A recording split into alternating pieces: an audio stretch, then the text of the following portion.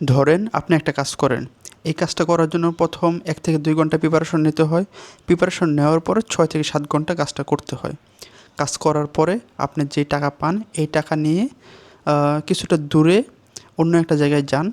ওই জায়গায় একটা দোকান আছে, ওই দোকান থেকে আপনার প্রয়োজনীয় জিনিসপত্র যেমন দুধ, ডিম, মাছ এগুলো কিনে আনেন, আইনা আপনার প্রয়োজন পূরণ করেন।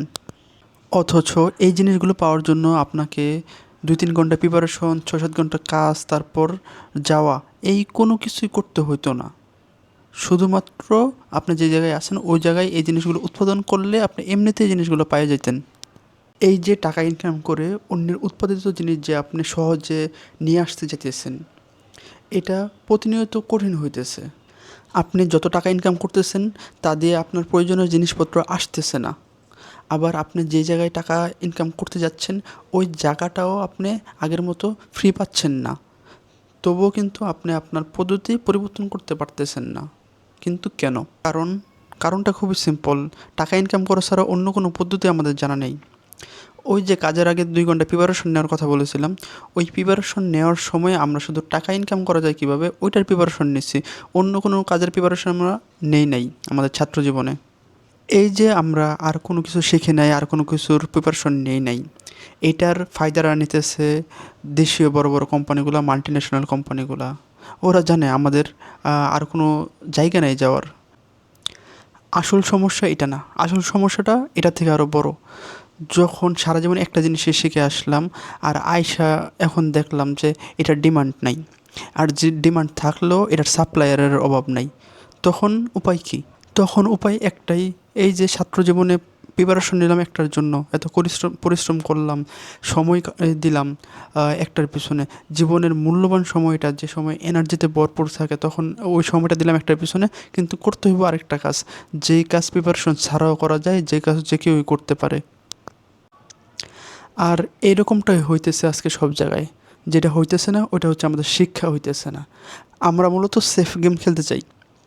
20-22 বছর সেফ গেম খেলার পরে গিয়ে দেখি যে সবচেয়ে বড় আনসেফ আমরাই।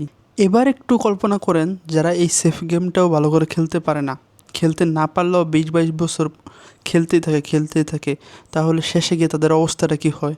বাংলাদেশি স্টুডেন্টদের 70% স্টুডেন্টেরই এই অবস্থা।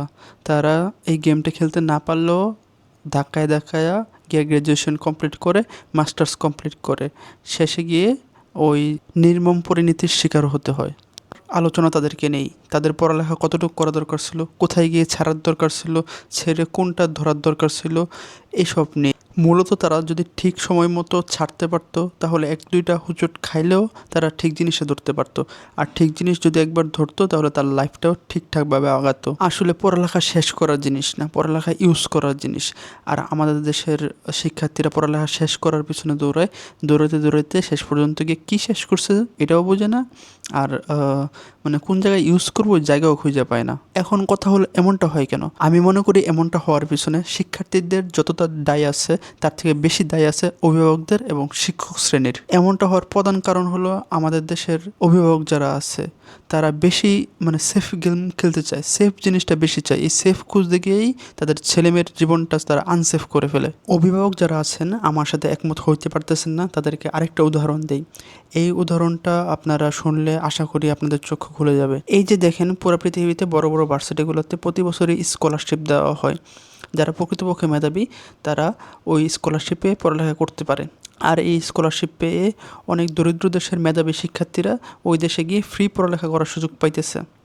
আচ্ছা বলেন তো, ওই সব দেশের সরকার কেন এরকম একটা পদক্ষেপ নেয় না যে আমার দেশের ভার্সিটি, আমার দেশের টাকা আমরা অন্য দেশের স্টুডেন্টদের পিছনে খরচ করব না, আমার দেশের যে স্টুডেন্ট আছে ওদেরকেই ভর্তি করাও এবং ওদেরকেই মেধাবী বানাও? এটা কেন ভার্সিটির টিচারদেরকে বলে না, ফোর্স করে না? কারণ সরকারও ভালোভাবে জানে যে এই মেধা, এই জিনিসটা কাউকে মানে জোর করে মেধাবী করানো যায় না, বা মেধা ভিতরে জোর করে ঢোকানো যায় না। যে মেধাবী, যে যেই লাইনে মেধাবী সে এমনিতেই মেধাবী। যদি কোনো উপায়ে মেধাবী বানানো যাইতো, যদি এই মেধাটা বাইরে থেকে ইনপুট করা যাইতো কোনো শিক্ষার্থীর ভিতরে, তাহলে ওই দেশের সরকার শুধুই অন্য দেশের শিক্ষার্থীদের পিছনে টাকা খরচ করতো না, নিজের দেশের শিক্ষার্থীদেরকেই মেধাবী বানাতো। তাহলে আশা করি বুঝতে পারছেন যে মেধাবী সবাইকে সব লাইনে মেধাবী বানানো যায় না, ভিতরেও কিছুটা থাকতে হয়। ইউরোপ আমেরিকা সহ বিশ্বের যত বড় বড় ভার্সিটি আছে ওই সব ভার্সিটিগুলো কিন্তু পুরো পৃথিবীর স্টুডেন্টদেরকে স্কলারশিপ অফার করে থাকে। স্কলারশিপ দেয় কেন? কারণ যারা অনেক ভালো স্টুডেন্ট তারা যেন ওদের দেশে গিয়ে ওদের ভার্সিটিতে গিয়ে পড়তে পারে। বাংলাদেশ সহ অনেক অনুন্নত দেশের শিক্ষার্থীরা কিন্তু এসব স্কলারশিপ পেয়ে ভালো ভালো ভালো জায়গায় গিয়ে পড়ালেখা করতেছে। যারা আসলে মেধাবী তারা স্কলারশিপ পাইতেছে, তারা পড়ালেখা করতেছে। এখন একটা জিনিস দেখেন, আপনারা যে চান যে আপনার ছেলে মানে ডাক্তার হবে, ইঞ্জিনিয়ার হবে বা ভালো কিছু হবে, পড়ালেখা করেই হবে, আপনারা এটা চান এবং এটার পিছনে আপনারা লেগে থাকেন এবং বাধ্য করেন আপনার সন্তানকে লাগতে। হ্যাঁ, সন্তান যেরকমই হোক আপনি মানে ওকে চাপাচাপি করতে থাকেন 20-22 বছর চাপাচাপি করতে থাকেন। এই যে ইউরোপ আমেরিকা, হ্যাঁ, ওই দেশে যে এত বড় বড় ভার্সিটি আছে, ভার্সিটির প্রফেসর আছে, সায়েন্টিস্ট আছে, ওরা কি পারতো না যে কেন আমরা অন্য দেশের স্টুডেন্টদেরকে সুযোগ দিব আমাদের দেশে এসে ফ্রি পড়ালেখা করতে? আমরা আমাদের দেশের স্টুডেন্টদেরকে মেধাবী বানাবো, বানায় ওদেরকেই পড়াবো। কেন এটা করে না? কারণ ওরাও ভালো করে জানে মেধা জিনিসটা এটা ভিতরে থাকতে হয়। সবারই এক এক দিকে মেধা আছে। এখন আমি ভার্সিটিতে যারা পড়বে, যাদের পড়ালেখার লাইনের মেধা আছে, তাদেরকে আমরা সবাইকে খুঁজে নিয়ে আসবো। কারণ এটা বাইরে থেকে ইনপুট করা সম্ভব না।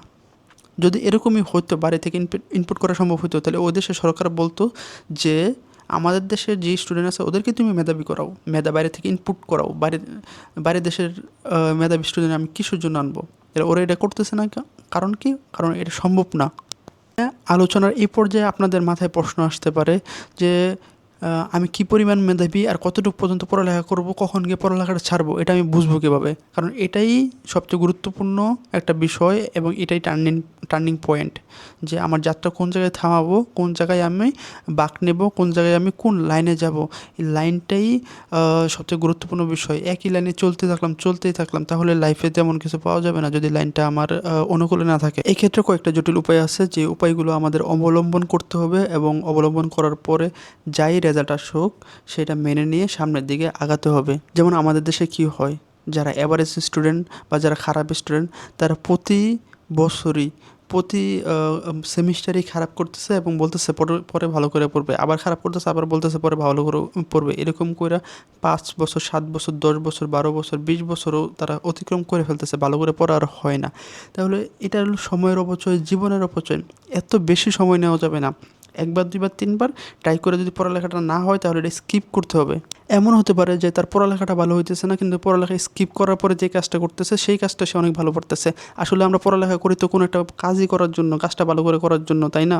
আবার এমনও হতে পারে যে সে পড়ালেখা করতেছে, পড়ালেখা স্কিপ করলো, অন্য একটা কাজে ঢুকলো, হয়তোবা কৃষিকাজ, হয়তোবা মাছ উৎপাদন বা ফসল উৎপাদন বা পশু পাখির উৎপাদন, সেই কাজের থ্রুতে সে আগাইতেছে এবং সেই কাজের জন্য তাকে আবার পড়ালেখা করতে হইতেছে, বিভিন্ন বই পড়তে হইতেছে। সেই ক্ষেত্রে সে আবার রিসার্চমূলক পড়ালেখা করতে পারে এবং তার যদি আরও ভালো শিখতে মনে হয় তাহলে সে আবার একাডেমিক পড়ালেখায় যুক্ত হতে পারে। তাহলে সে পড়ালেখা এবং জীবন এবং কর্মের মধ্যে একটা কানেকশন খুঁজে পাবে, তখন সে পড়ালেখাটা ভালো করে করতে পারবে। এই পড়ালেখাটা খুবই ফলপ্রসূ হবে। বোকার মতো শুধু পড়ালেখা করেই গেল, কী শিখতেছে, কী বুঝতেছে, কই কাজে লাগবে কিছু জানে না, যেটা হইতেছে এরকম হইলে আর হবে না, আমাদের চেঞ্জ আনতে হবে। এখন কথা হলো এমনটা হয় কেন? আমি মনে করি এমনটা হওয়ার পিছনে শিক্ষার্থীদের যতটা দায় আছে তার থেকে বেশি দায় আছে অভিভাবকদের এবং শিক্ষক শ্রেণীর। এমনটা হওয়ার প্রধান কারণ হলো আমাদের দেশের অভিভাবক যারা আছে তারা বেশি মানে সেফ গেম খেলতে চায়, সেফ জিনিসটা বেশি চায়। এই সেফ খুঁজতে গিয়েই তাদের ছেলেমেয়ের জীবনটা তারা আনসেফ করে ফেলে। বাংলাদেশে বিশাল বড় সংখ্যার একটা অভিভাবক আছে যারা নিজ হাতে নিজের সন্তানের ভবিষ্যৎটা তারা শেষ করে। তারা কি করে ওটা আমি একটা উদাহরণ দিয়ে বুঝাই। ধরেন আপনি একটা জুস বানাবেন, আমের জুস, মিষ্টির জুস। এখন আপনার কাছে একটা আম আছে, আপনি কি করলেন, ওই আমটা একটু কেটে আপনি মুখে দিলেন, মুখে দিয়ে দেখলেন যে আমটা ততটা বেশি মিষ্টি না, এই আম দিয়ে জুস বানানো যাবে না। তাহলে কি এই জায়গায় কী করা উচিত? সেই আমটাতে জুস হবে না, আপনার অন্য আম আনতে হবে, অন্য আম ট্রাই করতে হবে, ব্যবহার করতে হবে। আপনি কি করলেন, অন্য আম ব্যবহার না করে ওই আমটারই অন্য পাশ থেকে আরেকটু কেটে খেয়ে দেখলেন যে ওই জায়গায়ও মিষ্টি লাগতেছে না। এরপর আবার আরেক জায়গা থেকে খাইয়ে দেখলেন, হ্যাঁ, তারপরও আপনার কাছে মিষ্টি লাগতেছে না। এরপর আপনি এটা কী করলেন, ওই যে আম পাকানোর জন্য আমরা ছোটোবেলা আগে চালের নিচে রাখতাম, ওই আমটাকে আপনি চালের নিচে রাখলেন, চালের নিচে রাখার পর একদিন পরে বের করলেন, বের করার পরে আবার একটু খাইয়ে দেখলেন, মিষ্টি হইতেছে না, তাহলে আপনি নাজুরবান্দা, আপনি এটা ছাড়বেন না, আপনি এটাকেই মিষ্টি করে ছাড়বেন। এটাকে আপনি আবার চালের নিচে রাখলেন, আরও মানে আরও বিভিন্ন প্রক্রিয়া ইউজ করতে চাইতেছেন, যেটা আপনি মিষ্টি করেই ছাড়বেন। আসলে কি এটা মিষ্টি করা সম্ভব? এটা দিয়ে জুস হবে, কি জুস হবে?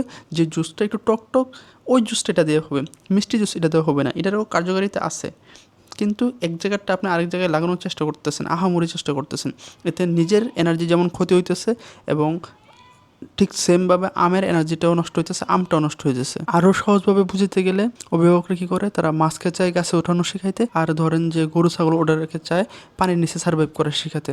আসলে সবার ভিতরে আল্লাহ তাআলা পটেনশিয়ালিটি দিয়ে দিছে, যে যে কাজ করার যোগ্য ওই কাজের জন্য। এখন সে ওই কাজ যদি করে তাহলে লাইফে আগায় যেতে পারবে। যদি সে তার ব্যতিক্রম ধর্মী কোনো কিছু আয়ত্ত করতে যায়, হ্যাঁ করতে পারবে, অনেক কষ্ট হবে, অনেক সময় লাগবে, নিজের জীবনের অর্থ সে নষ্ট করে ফেলবে। কিন্তু এখনকার অভিভাবক সেফ গেম খেলতে চাইয়া এই অর্থ নষ্ট করতেছে, লাস্টে দেখিয়া কোনো কিছু হাসিল করতে পারতেছে না।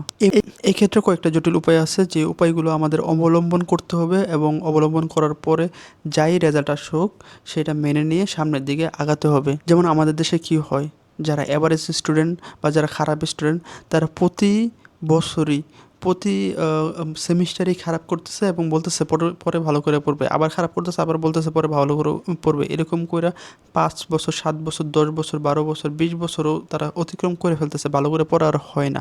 তাহলে এটা হলো সময়ের অপচয়, জীবনের অপচয়। এত বেশি সময় নেওয়া যাবে না। একবার, দুইবার, তিনবার ট্রাই করে যদি পড়ালেখাটা না হয় তাহলে এটা স্কিপ করতে হবে। এমন হতে পারে যে তার পড়ালেখাটা ভালো হইতেছে না, কিন্তু পড়ালেখা স্কিপ করার পরে যে কাজটা করতেছে সেই কাজটা সে অনেক ভালো করতেছে। আসলে আমরা পড়ালেখা করি তো কোনো একটা কাজই করার জন্য, কাজটা ভালো করে করার জন্য, তাই না? আবার এমনও হতে পারে যে সে পড়ালেখা করতেছে, পড়ালেখা স্কিপ করলো, অন্য একটা কাজে ঢুকলো, হয়তোবা কৃষিকাজ, হয়তোবা মাছ উৎপাদন বা ফসল উৎপাদন বা পশু পাখির উৎপাদন, সেই কাজের থ্রুতে সে আগাইতেছে, এবং সেই কাজের জন্য তাকে আবার পড়ালেখা করতে হইতেছে, বিভিন্ন বই পড়তে হইতেছে। সেই ক্ষেত্রে সে আবার রিসার্চমূলক পড়ালেখা করতে পারে, এবং তার যদি আরও ভালো শিখতে মনে হয় তাহলে সে আবার একাডেমিক পড়ালেখায় যুক্ত হতে পারে। তাহলে সে পড়ালেখা এবং জীবন এবং কর্মের মধ্যে একটা কানেকশন খুঁজে পাবে, তখন সে পড়ালেখাটা ভালো করে করতে পারবে। এই পড়ালেখাটা খুবই ফলপ্রসূ হবে। বোকার মতো শুধু পড়ালেখা করেই গেল, কী শিখতেছে, কী বুঝতেছে, কই কাজে লাগবে কিছু জানে না, যেটা হইতেছে এরকম হইলে আর হবে না। আমাদের চেঞ্জ আনতে হবে। আমাদের দেশে যে জায়গায় একটা সিটের জন্য, একটা জবের জন্য 100 জন পরীক্ষা দিতেছে, ওই জায়গায় যেই ছেলেটা প্রতি পরীক্ষার মধ্যে এভারেজ নাম্বার পাইতেছে 40-50 এরকম পাইতেছে, সে যদি বছরের পর বছর আশা করে বসে থাকে যে হ্যাঁ একসময় ভালো হবে, একসময় ভালো হবে, হ্যাঁ চাকরি পাবো, তাহলে যারা 70-80-90 পাইতেছে তারা কি করবে? এত আশাবাদী হওয়া ভালো না। আমি মনে করি অতিরিক্ত আশাবাদী হওয়ার মতো বোকামি আর কোনো কিছুতেই নাই। আমাদের দেশে আবার এক শ্রেণীর গার্জিয়ান আছে যারা তাদের সন্তানকে এসএসসি, এইচএসসি, এমনকি অ্যাডমিশন টেস্ট পর্যন্ত নিজে বসে থাকে পড়ালেখা করায়, পড়া নেয়, রেগুলার পড়া নিতে থাকে, পড়ার সময় বসে থাকে। তারপরে কি হয়, যখনই পড়া নেওয়া বন্ধ করে দেয়, যখন হাতটা ছাড়ে, তখনই তাদের মূর্ছা যাওয়া শুরু হয়, এবং তারাও শেষ পর্যন্ত ভালো কিছু করতে পারে না। ওইসব গার্জিয়ানের জন্য আমার খুবই খারাপ লাগে, এবং ওইসব শিক্ষার্থীদের জন্য আমাদের খারাপ লাগে। এই জায়গায় গার্জিয়ানেরও দোষ নাই, শিক্ষার্থীদেরও দোষ নাই, দোষ হলো আমাদের মন মানসিকতায়, আমাদের বুঝতে ভুল থাকায়। আসলে আমরা শিক্ষার্থীরা এবং অভিভাবকরা পড়ালেখা সম্পর্কে যে জিনিসটা বুঝতে ভুল করি, ওই জিনিসগুলো একটু বলি। প্রথম যেটা বুঝতে ভুল করি ওইটা হচ্ছে, আমরা মনে করি পড়ালেখা মানে কোনো একটা পড়া শিখা এবং তা লিখতে পারা। আসলে পড়ালেখা মানে হচ্ছে সে একা একা কতক্ষণ বসে থাকতে পারবে, কতক্ষণ পড়া নিজে নিজে পড়তে পারবে। এটা ওই যে দেখা যাইতেছে যে গার্জিয়ানটা তার সন্তানের সাথে বসে রইলো, তারা দুজনে মিলে পড়ালেখা করতেছে, একসময় ভালো করছে, কিন্তু এই গার্জিয়ানটা তো সারা জীবন তার সাথে বসে থাকতে পারবে না, একসময় উঠে যাইতে হইব। যখন উঠে যাইব, তখন কিন্তু এই স্টুডেন্টরাও পড়ালেখা থেকে সরে যাইব, কারণ তার এই প্র্যাকটিস হয় নাই যে সে একা একা পড়তে পারবে, একা একা কিছু অর্জন করতে পারবে। জিনিসটাও ওই সাঁতার শেখার মতো। সাঁতার যখন শেখানো হয় তখন কিন্তু কেউ পাশে থাকে, ছোট্ট একটা জায়গার মধ্যে সাঁতার শেখানো হয়, কিন্তু শিখে গেলে তাকে ছেড়ে দিতে হয়। এবার সে ক্যাপাবল হবে, অ্যাবিলিটি বাড়াইতে বাড়াইতে তার এরিয়া বাড়াবে। কিন্তু গার্জিয়ানরা কী করে, সে সাঁতার বসে থাকে, স্টুডেন্টের মধ্যে মানে নিজে একা বসে থাকার মতো ক্যাপাবল না। আসলে বসে থাকাটাই পড়ালেখার মূল। বইসা থাকলে পড়ালেখা হয়ে যায়, সবারই পড়ালেখা হইতে বাধ্য। যদি সে বসে থাকতে পারে তাহলে এই গার্জিয়ানের সাথে বসে রয়েছে, ফোর্স দিয়ে বসে রাখতেছে, এটা আসলে পড়ালেখা না। যতই আমি স্টুডেন্ট দেখছি যারা সহজে বুঝতে পারে, সহজে শিখতে পারে, কিন্তু পড়ালেখাটা তাদেরও মানে কমপ্লিট হইতেছে না, তারাও ভালো করতেছে না। একটাই রিজন, তারা বসে থাকতে পারে না। আমাদের দেশে কিন্তু একটা কথা প্রচলন আছে, যেটা শিক্ষকরা বারবারই বলে যে ছেলেটা মাথা ভালো, পড়লেই পারবে। আসলে ধরেন একটা বাইক, এটার ইঞ্জিনটা ভালো আছে, তার মানে কি বাইকটা ভালো? তার মানে বাইকটা কি চলতে পারবে অনেক দূর? না, তার চাকাও ভালো হইতে হবে, সামনের চাকাও ভালো হইতে হবে, পিছনের চাকাও ভালো হইতে হবে, তার কি ব্রেকও ভালো হইতে হইব। তাহলে একটা স্টুডেন্টের মাথা ভালো হইলেই সে ভালো স্টুডেন্ট, এটা আমাদের দেশের প্রচলিত হয়ে গেছে। যার কারণে আমরা মানে শিক্ষকরা যার কারণে খালি শিক্ষকরা লাভবান হইতেছে, গার্জিয়ান প্লাস শিক্ষার্থী দুজনেরই মানে ক্ষতির সম্মুখীন হইতেছে। কারণ আসলে সে তো ভালো না, ভালো হইতে হলে কম্বিনেশন লাগবে। প্রথম হলো তার বসে থাকতে হবে, পড়া বুঝতে হবে, পড়া শেখার ক্যাপাবিলিটি থাকতে হবে, ওটা আবার মানে আউটপুটের ক্যাপাবিলিটি থাকতে হবে। এই 5-6টা জিনিসের সংমিশ্রণে একটা ভালো স্টুডেন্ট তৈরি হয়। যদি শুধু খালি সে বুঝে, ভালো বুঝতে পারে, তাহলে সে ভালো ছাত্র না। শিক্ষকরা বলতেছে যে হ্যাঁ সে ভালো ছাত্র, এরকম করে করে সে কি তার মানে কাস্টমার সে বাড়াইতে পারতেছে, আর কিছুই না। আমার কথা যদি অড লাগে তাহলে একটু যাচাই বাছাই করে দেখতে পারবেন। এমন স্টুডেন্টই বেশি যারা ভার্সিটি লেভেলে উঠে গেছে কিন্তু টানা 2 ঘন্টা 2.5 ঘন্টা বসে পড়তে পারবে না। ওইসব স্টুডেন্টদের কাছে 10 মিনিট বসে পড়লে মনে হইবে যে 2 ঘন্টা পড়ে ফেলছে, 2 ঘন্টা বসে রয়েছে। তাহলে সে 2 ঘন্টা পড়তে হইলে তো মনে হইব সে 2 দিন টানা পড়তেছে। আসলে পড়ালেখাটা হলো একটা সাধনার জগৎ। এই জগৎটা আমাদের জগৎ থেকে অন্যরকম। ওই জগতে মানে নর্মাল না, ওই জগতে বেশিক্ষণ মানুষ গিয়ে সার্ভাইভ করতে পারে না। যেমন আমরা মানুষ পানির নিচে গিয়ে কতক্ষণ থাকতে পারবো, ঠিক তেমনই পড়ার টেবিলে বসে মানুষ বেশিক্ষণ থাকতে পারে না।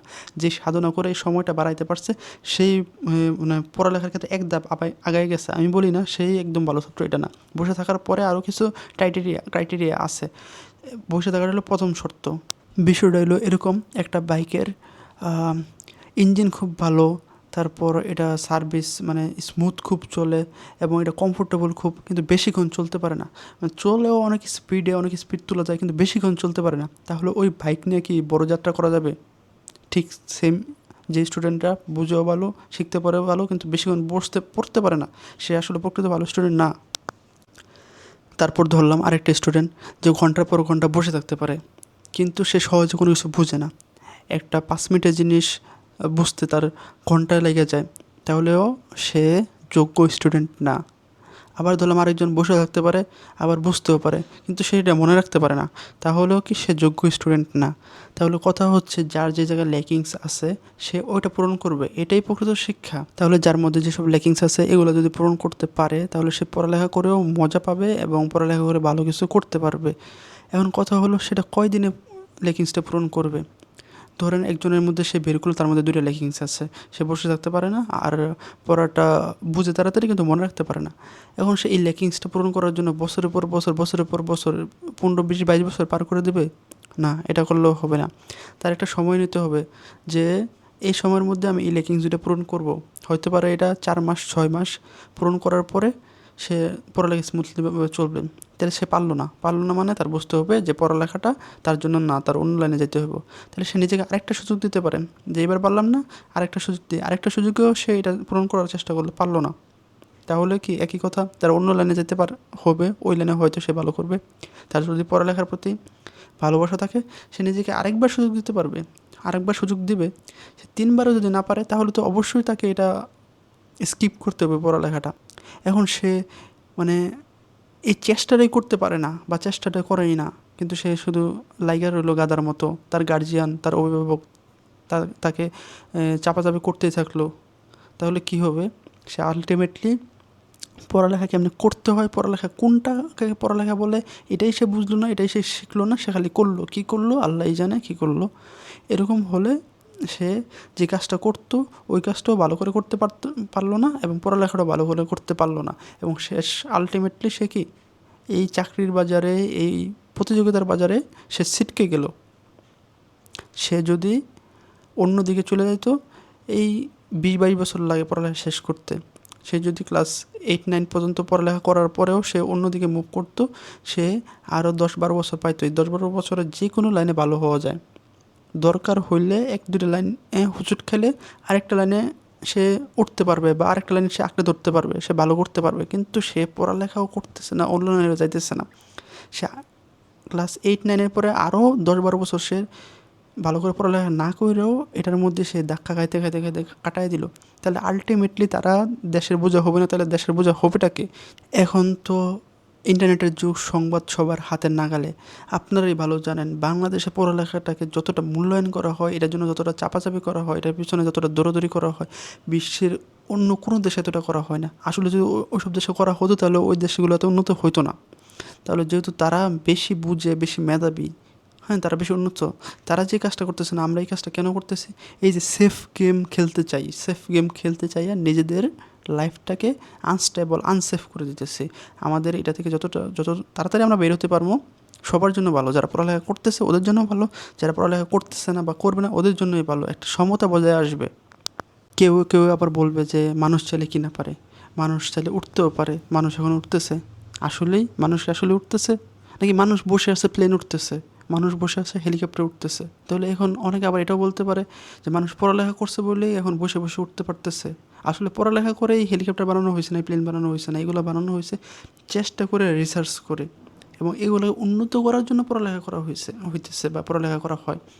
তাহলে আমাদের কোনো একটা কাজে লেগে যেতে হবে। ওই কাজটা লাগার পরে ওই কাজটাকে ভালো করার জন্য আমাদের পড়ালেখা দরকার আছে, বা বিভিন্ন ডাটা অ্যানালিসিস করা দরকার আছে, বিভিন্ন ডাটা গ্যাদার করার দরকার আছে ওই কাজটা উন্নত করার জন্য। ওই কাজটা শুরু করার জন্য আগে 15-20 বছর পড়ালেখা করব, তারপরে গিয়ে শুরু করব, এরকম করে হয় না। শেষ যে কথাটা বলে শেষ করতে চাই ওটা হচ্ছে, পড়ালেখা করতে হলে বা এটা দিয়েই জীবন চালাতে হলে এটাকে অর্জন করতে হয় হয়তো বাই বর্ন, সে জন্মগতভাবে এটা তার ভিতরে থাকতে হবে, নয়তো খুবই সাধনা করে তারপর এটা ডেভেলপ করতে হবে। এই দুইটার একটাও যদি না হয় তাহলে এই লাইন ওর জন্য না। পড়ালেখাটা আসলে মোটামুটি কঠিন একটা জিনিস। এই দুইভাবে তার পাইতে হইবে, হয়তো সাধনা নয়তো বাই বন্ড, নাহলে এটা হইব না। এখন এটা নিয়ে সাধনা করার মতো ভালোবাসা, সাধনা করার মতো আবেগ কিন্তু সবার থাকে না। সবারই কোনো না কোনো দিকে একটু আবেগ থাকে, কোনো না কোনো দিকে তার মানে সাধনা করতে সে চায়। তাহলে যে যেই লাইনে সাধনা করতে চায় তাকে সেই লাইনেই সাধনা করা মানে উচিত, তার সেই লাইনেই সাধনা করা উচিত।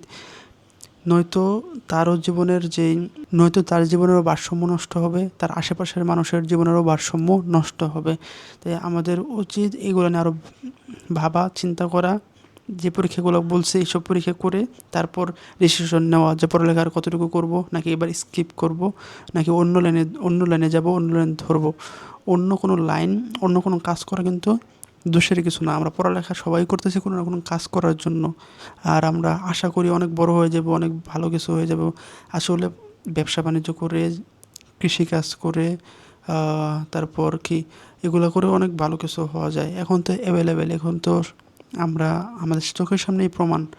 আর মোটামুটি ক্লাস 7, 8, 9 পর্যন্ত যদি ভালো করে পড়ালেখা করা যায়, তারপর যদি মানে অন্য লাইনে যাওয়া যায়, তাহলে তার মধ্যে যে পড়ালেখা করতে হয় কীভাবে, কীভাবে রিসার্চ করতে হয়, এটা তার মধ্যে ঢুকে গেছে যে সে যে লাইনে যাক পড়ালেখাটা একটু হলেও কাজে লাগাতে পারবে।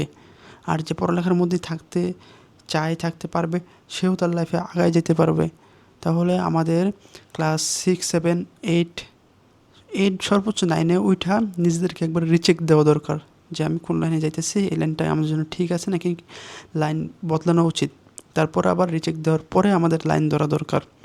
নয়তো কিন্তু আমরা এই হুজুগে বাঙালি, হুজুগে চলতে থাকি এবং হুজুগে সবাই গিয়ে একই গর্তে পড়তেছি, যেটা হলো বেকারত্ব, কর্মহীনতা, এবং কি দেশের যেই প্রোডাক্টিভিটি আছে এটাকে নষ্ট করা। আমাদের দেশে অনেক অপশন আছে, অনেক সুযোগ সুবিধা আছে যেগুলো আমরা কাজে লাগাই না। আর নতুন যে একটা ট্রেন্ড বাইরে হয়েছিল যে কোনো মতে পরীক্ষা টরীক্ষা দেও, পাস করো, এসএসসি শেষ করে, ভার্সিটি কোনো রকম শেষ করে আইএলটিএস দিয়ে দেশের বাইরে চলে যাও, ওই জায়গায় ভালো ইনকাম করা যায়। ওই লাইনও এখন প্রায় বন্ধের দিকে, কারণ সব দেশে এরকম গাদা মূর্খ টুর্খ গিয়ে ভরে গেছে, এখন আর দরকার নাই। এখন গেলেও অনেক স্ট্রাগল করতে হয়, অনেক বেশি স্ট্রাগল করতে হয়, নিজে পরিশ্রম করে ওই টাকা আবার ওই দেশের সরকারকে, ওই দেশের জনগণকে দিয়ে দিতে হয়। কারণ ওই দেশের যতটুকু দরকার ছিল এরকম মানে ওয়ার্কার, স্টুডেন্ট রূপী ওয়ার্কার ওরা পায় গেছে। এখন কি করতে হয়, যে যত বেশি টাকা দিয়ে অ্যাডমিশন নিতে পারে সে বেশি থাকার সুযোগ পায়। তাহলে একটা অসুস্থ প্রতিযোগিতা শুরু হয়ে গেছে।